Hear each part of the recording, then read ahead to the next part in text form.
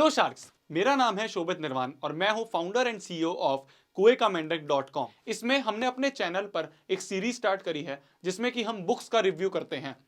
ये कोई random summary video नहीं होती है, इसमें हम काफ़ी विजुअल्स का इस्तेमाल करते हैं जिससे बच्चों को और अच्छे से समझ में आए। साथ ही साथ हम रिलेटेबल और इंटरेस्टिंग कंटेंट लाते हैं और हिंदी में होता है, जिससे कि जो भी हमने बुक में लर्निंग ली उसको हम बच्चों को ट्रांसफ़र कर पाएँ और वो उसको अच्छी तरह समझ पाएँ और अपनी लाइफ में, अपनी स्टडीज़ में इम्प्लीमेंट कर पाएँ। तो शार्क्स, मैं अपनी कंपनी का 10% यहाँ पे आपको देने आया हूँ फॉर 1 करोड़ ऑफ रुपीज। सुन के कुछ हो गया था। बट इसमें धंधा है, पैसा बनता है क्या इसमें? ये एक नॉन प्रॉफिट ऑर्गेनाइजेशन है जिसमें कि हम अपने इंडिया के यूथ के बेटरमेंट के लिए काम कर रहे हैं। आपने ये नेम क्यों चूज किया? इसका नाम कुएं का मेंढक इसलिए रखा गया क्योंकि मेरा ये मानना है कि जो 1st से 12th तक वाले बच्चे होते हैं वो मैक्सिमम बुक्स में घुसे रहते हैं, जो स्टडीज जो सिलेबस में होता है। मैं चाहता हूं कि उन्हें उस कुएं से निकाल के, उन मेंढक को उस कुएं से निकाल के बाहर लेके आऊं और जो रियल लाइफ की वैल्यूज हैं, जो रियल लाइफ में प्रॉब्लम्स होती हैं और जो रियल लाइफ की लर्निंग्स होती हैं, उनको मैं सिखा पाऊं। तो इसलिए इसका नाम कुएं का मेंढक रखा गया। क्या हम डेमो देख सकते हैं आपके? बिल्कुल शार्क्स, इसकी जो सैंपल वीडियो है जो कि हम अगली वीडियो चैनल पे अपलोड करने वाले हैं वो आपको यहाँ पे स्क्रीन पे दिख जाएगी। हेलो एवरीवन, दिस इज शोभित निर्वाण और आज की इस वीडियो में हम रीवर्क इस बुक के अंदर डीप डाइव करने वाले हैं। ये बुक यार सजेस्ट हुई थी मुझे वारिकू सर से और भाई साहब क्या माइंड ब्लोइंग बुक है। मतलब जब भी मैं पढ़ता हूँ ना, मेरा ऐसा दिमाग खुल जाता है। मैं पढ़ता हूँ कि भाई ये लाइन पढ़ी मैंने, अरे यार ये भी चीज़ होती है। फिर एक और लाइन पढ़ी, अरे यार ये चीज़ तो मैंने कभी ट्राई नहीं करी। इन्हीं में से कुछ लर्निंग मैं आप सभी के साथ यहाँ पे शेयर करूंगा और ऑब्वियस सी बात है, ऐसी कोई रैंडम समरी वीडियो नहीं होने वाली है। काफ़ी इंटरेस्टिंग तरीके से, काफ़ी रिलेटेबल तरीके से आप सभी के साथ यहाँ पे वार्तालाप करूंगा। तो शुरुआत करते हैं। सबसे पहला पॉइंट जो इस बुक में लिखा गया वो ये था कि प्लानिंग इज गेसिंग। ये मेरे को काफ़ी इंपॉर्टेंट पहला पॉइंट इसमें लगा। प्लानिंग इज गेसिंग। कई बार ऐसा होता है ना, ध्यान से सुनना, कई बार ऐसा होता है ना कि भाई, मैं स्टूडेंट का एग्जाम्पल लेता हूँ क्योंकि मैक्सिमम ऑडियंस यहाँ पे स्टूडेंट्स ही हैं। हमने एक चैप्टर देखा, हमने चैप्टर का टाइटल पढ़ा, हमने देखा इतना मोटा चैप्टर है, इसको तो आराम से 5-6 दिनों में कर देंगे। तो हम जाके अपने टाइम टेबल में या फिर कोई प्लान बना रहे होते हैं उसमें लिख देते हैं चैप्टर 1 हम 5 दिनों में कर देंगे। या फिर कहीं से हमने देखा, किसी दोस्त ने देखा और उसने 5 दिन लिखा था तो हमने भी 5 दिन लिख दिए। फिर क्या होता है, जब हम रियलिटी में उस चैप्टर में घुसते हैं तो हमें पता चलता है कि यार ये तो थोड़ा बड़ा चैप्टर है, इसमें तो मेरे को टाइम लगेगा। तो वो 5 के 6 दिन हो जाते हैं, 6 के 7 दिन हो जाते हैं। ये सबसे बड़ा कारण है लोगों का टाइम टेबल फेल होने का या फिर प्लानिंग फेल होने की। यूजुअली हम उस समय अपना टाइम टेबल या फिर उस समय अपना प्लान बनाते हैं जिस समय हमें उसके बारे में कुछ आइडिया ही नहीं है, उस टास्क के बारे में कुछ आइडिया ही नहीं है। ये बहुत बड़ी लर्निंग ली मैंने इसमें से कि शुरुआत में मत बनाओ। मैं भी पहले बिल्कुल कि भाई ये वाला टास्क अब हमें करना है तो इसको तो हम 1 हफ्ते में कंप्लीट कर लेंगे। फिर वो 1 हफ्ते में नहीं होता है तो अपने आप ऊपर प्रेशर आना शुरू हो जाता है, अपने को ये होता है कि गिल्ट फील होने लग जाती है। तो उससे बढ़िया ये है कि एक बार उसको स्टार्ट कर दो, 1-2 दिन उस चीज़ को करो। जब 1-2 दिन आप उसको करोगे ना तो आपको रियलिटी में पता चलेगा कि यार एक्चुअली इसमें कितना टाइम लगने वाला है। तब उसके बाद हम प्लान बना लें। शुरुआत में ना बनाएं, 1-2 दिन हम उसे करेंगे, फिर उसके बाद भले ही हम प्लान बना लें, क्योंकि उस समय हम प्रैक्टिकल लिखेंगे कि कितना टाइम लगने वाला है। ये सबसे पहली लर्निंग थी इस बुक की जो कि मेरे को काफ़ी सही लगी। अब आते हैं इसके दूसरे पॉइंट पे, वर्कहॉलिज्म इज स्टूपिड। ये बहुत इंपॉर्टेंट पॉइंट था।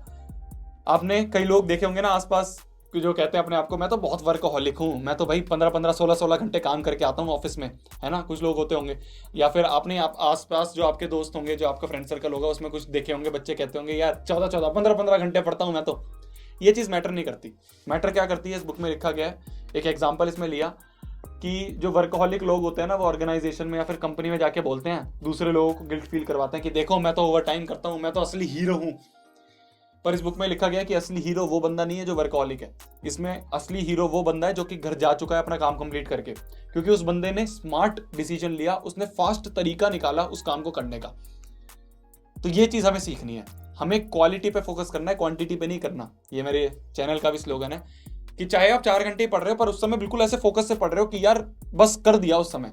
ये नहीं कि भाई हम पढ़ रहे हैं और उस समय में नींद आ रही है तो ऐसे सोते सोते ऐसे हेड डाउन करके पढ़ रहे हैं। उससे क्या फायदा होगा, जो पढ़ रहे हो आप वो भी भूल जाओगे। नींद से ही रिलेटेड इसमें एक लाइन लिखी गई है कि no one makes sharp decision when tired.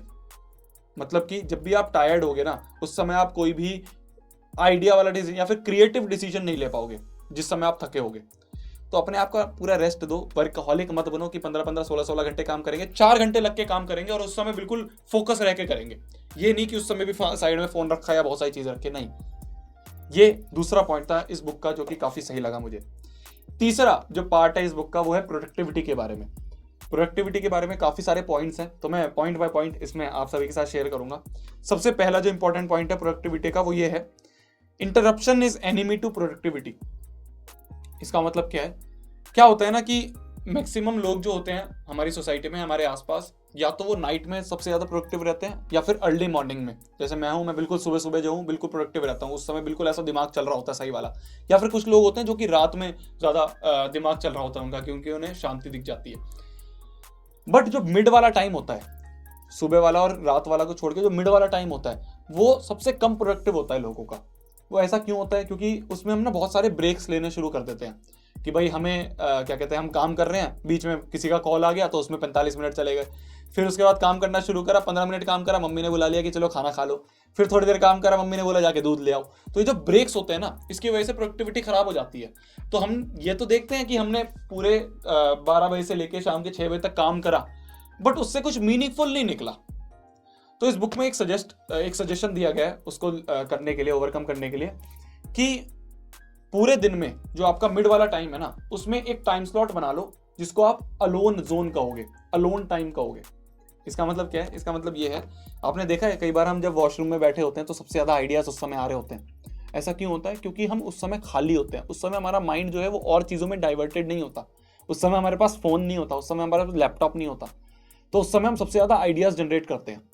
तो इसी तरीके से ना एक अलोन जोन बना लो, अपना अलोन टाइम बना लो कि भाई इतने से इतने 1 घंटे के लिए या 1.5 घंटे के लिए मैं कमरे में बंद हो जाऊंगा जाके, जहां पे कोई फोन नहीं होगा, कोई डिजिटल डिवाइस नहीं होगा, कोई ऐसी चीज नहीं होगी जिसमें मैं टाइम वेस्ट करूं। या तो एक बुक ले जाएंगे या फिर कोई भी चीज आपकी होगी उसको ले जाएंगे जो कि टाइम वेस्ट नहीं करेगा, और एक पेज ले जाएंगे जिसमें हम आइडियाज लिखेंगे। तो उससे आप बहुत ज्यादा प्रोडक्टिव फील करोगे अपने मिड वाले टाइम में भी। ये चीज मैंने अभी तक स्टार्ट नहीं करी है, जब मैंने अभी बुक पढ़ी रिसेंटली तो मैंने सोचा हम भी इंप्लीमेंट करेंगे अपनी लाइफ में। तो ये पहला पॉइंट था प्रोडक्टिविटी से रिलेटेड। वैसे यार अगर आपको प्रोडक्टिविटी के बारे में और अच्छे से जानना है तो आप काफी सही क्लासेस ले सकते हो स्किल शेयर पर। जैसे मैंने ली थी productivity master class by Ali Abdaal, जिसमें कि काफी सारे मेथड्स और काफी सारे हैक्स बताए गए थे प्रोडक्टिव रहने के लिए। फॉर एग्जाम्पल आपका पोमोडोरो मेथड जो आप सभी के साथ मैंने काफी बार शेयर करा है। स्किल शेयर एक बढ़िया ऑनलाइन लर्निंग कम्युनिटी है जिसमें कि हजारों क्लासेस हैं, जैसे आपकी ग्राफिक डिजाइनिंग हो गई, कम्युनिकेशन स्किल्स हो गई, पब्लिक स्पीकिंग हो गई, वीडियो एडिटिंग हो गई और बहुत सारी। और ये कंप्लीटली एड फ्री प्लेटफॉर्म है। मैंने खुद एग्जाम्स और वीडियो एडिटिंग से रिलेटेड क्लासेस इसमें ली थी। अगर आप इंटरेस्टेड हो तो जो स्किल शेयर का एनुअल सब्सक्रिप्शन है उसमें आपको सारी क्लासेस का अनलिमिटेड एक्सेस मिलता है, और 1800 रुपये से भी कम का प्राइस है एनुअली, जो कि मंथली निकल के आता है 150 रुपये, एक मूवी टिकट के भी प्राइस से कम। और क्योंकि ये वीडियो स्पॉन्सर करा है स्किल शेयर ने, तो आप सभी में से जो पहले 1000 बच्चे होंगे डिस्क्रिप्शन वाले लिंक से ज्वाइन करने वाले, उनके लिए ऐसे 1 मंथ का फ्री ट्रायल, 1 मंथ का फ्री आप जाके पढ़ सकते हो, आप जाके सारी क्लासेस का एक्सेस उठा सकते हो।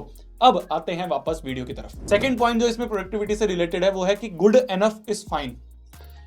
जब आप किसी काम को, किसी प्रॉब्लम को आसानी से सॉल्व कर सकते हो तो उसको कॉम्प्लिकेटेड क्यों बनाएं?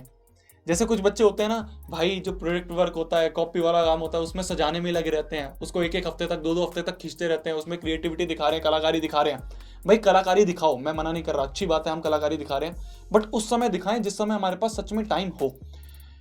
कुछ बच्चों के मेल आते हैं कि भैया एग्जाम पास है और उन्होंने प्रोजेक्ट फाइल दे रखी है। अरे उस समय उसको जल्दी से करके जितना सिंपल बना के दे सकते हो, जो काम कर देगा उतना कर दो। मार्क्स तो उतने ही मिलेंगे जितने मैक्सिमम है, तो उसमें इतना ज्यादा टाइम देने का क्या फायदा है? भाई एक एग्जाम्पल जो इसमें लिया गया है वो काफी अच्छा लिया गया है कि कभी भी कोई पॉलिटिकल पार्टी जो होती है वो बैनर वगैरह बनाती है, कितना सिंपल बैनर होता है, क्योंकि उनको ये देखना है कि भाई वो वर्क करे, वो वाली चीज जो है अगर काम हो रहा है उससे तो बहुत सही चीज है, क्यों उसमें ज्यादा कलाकारी दिखाएं। अगर उतनी देर कलाकारी दिखाने में वो टाइम बिता देंगे तो कोई और दूसरा बैनर लगा के चला जाएगा दूसरी पार्टी वाला, तो उनका तो काम खराब हो जाएगा। तो इसलिए जितना सिंपल होके आप काम कर सकते हो, जितना कम कॉम्प्लिकेटेड बना सकते हो उस काम को, उतना कम कॉम्प्लिकेटेड बना के उसको सिंपली दे दो। ये प्रोडक्टिव रहने का दूसरा इसमें पॉइंट बताया गया है। तीसरा जो पॉइंट है वो है गेट एनफ स्लीप। ये मैंने पहले भी आपके साथ पॉइंट कवर करा इसी वीडियो में, अब वापस बता रहा हूं। इफेक्टिवनेस जो है ना, जो आइडियाज हैं वो तभी आएंगे जब आपकी नींद पूरी होगी। आप 4 घंटे सोने के बाद आपके दिमाग में नए नए आइडियाज, नई नई इन्वेंशंस या फिर नए नए थॉट्स नहीं आएंगे। आपका दिमाग भरा रहेगा, आपको पूरे टाइम नींद आती रहेगी। तो अच्छी तरह जितना हो सकता है मैक्सिमम तो नहीं कहूंगा, है ना, अपनी जो 6-7 घंटे की नींद होती है उतनी अच्छे से लेके फिर उसके बाद हम काम पे रहें। तो प्रोडक्टिविटी से रिलेटेड आप सभी के साथ 3 पॉइंट यहाँ पे मैंने शेयर करे। सबसे पहला कि बीच बीच में जो इंटरप्शंस होती हैं मिड वाले टाइम में, मॉर्निंग वाला टाइम आपको प्रोडक्टिव रहेगा, नाइट वाला हो गया, जो बीच वाला है उसमें प्रोडक्टिव रहने के लिए कुछ स्लॉट बना लो जिसमें कि आपका वो मी टाइम होगा या फिर अलोन टाइम होगा, अलोन जोन होगा। ये पहला पॉइंट हो गया। दूसरा हो गया कि जितना सिंपली, जितना जल्दी काम हो सकता है उसको करके निपटा दो कि भाई ये भी चलेगा तो सही है, इसमें भी आपको फुल मार्क्स मिल जाएंगे। तो ये दूसरा पॉइंट हो गया। तीसरा कि अपनी स्लीप जो है वो एनफ लेनी है जिससे कि हमारे आइडियाज जो हैं वो ना दब जाए नींद की वजह से। ये आ गया अपना प्रोडक्टिविटी वाला सेक्शन इस बुक का। अब आते हैं अगले सेक्शन में। अगला जो पॉइंट है ना इस बुक में, उससे मैंने एक बहुत बड़ी लर्निंग ली।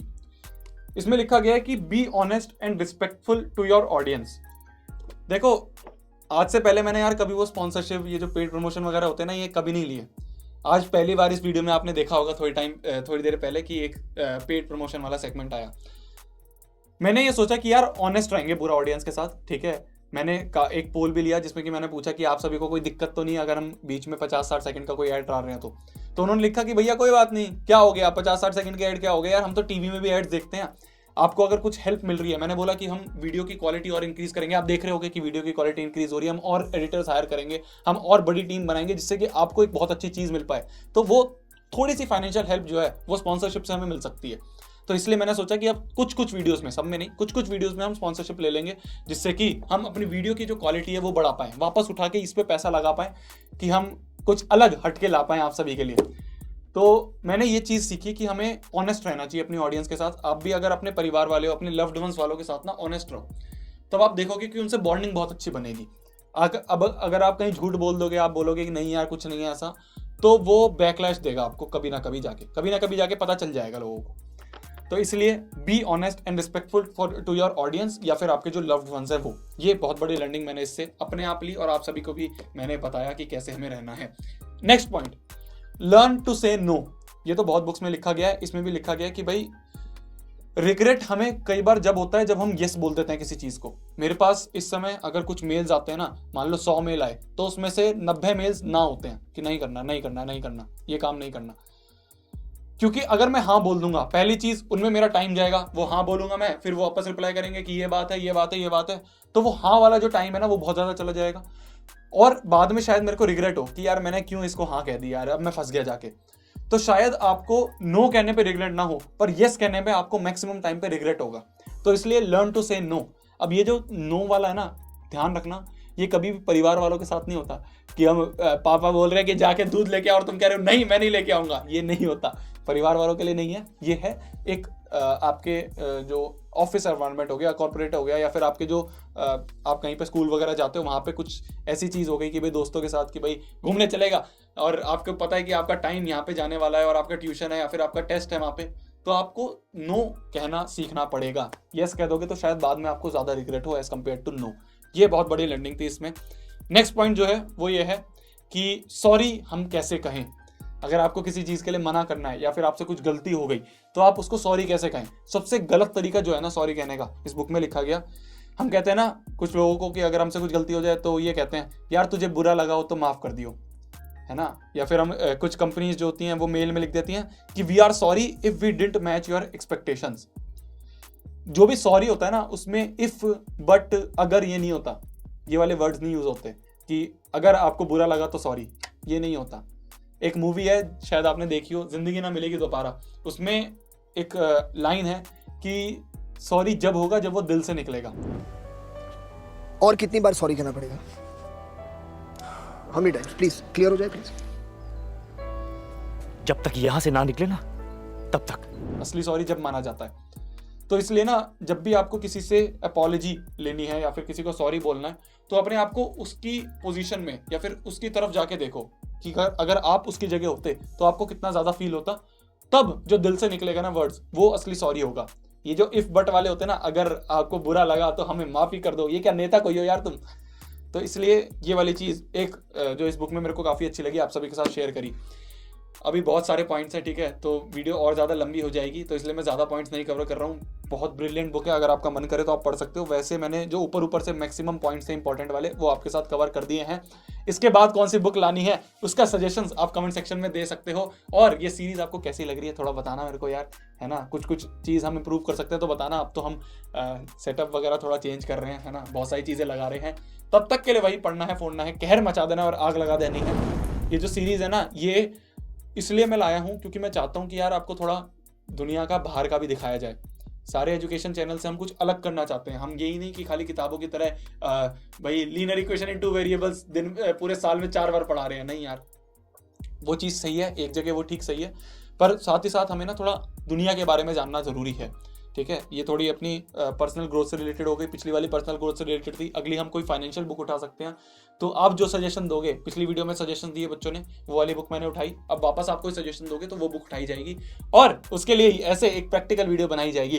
तब तक के लिए जाओ बाय, ठीक है। पढ़ो, अपना पढ़ाई पे फोकस करो, ये चीज़ें तो चलती रहेंगी, इससे आपको लर्निंग मिलेगी 10-15 मिनट की वीडियो में। बाय बाय, टेक केयर, जाओ बाय।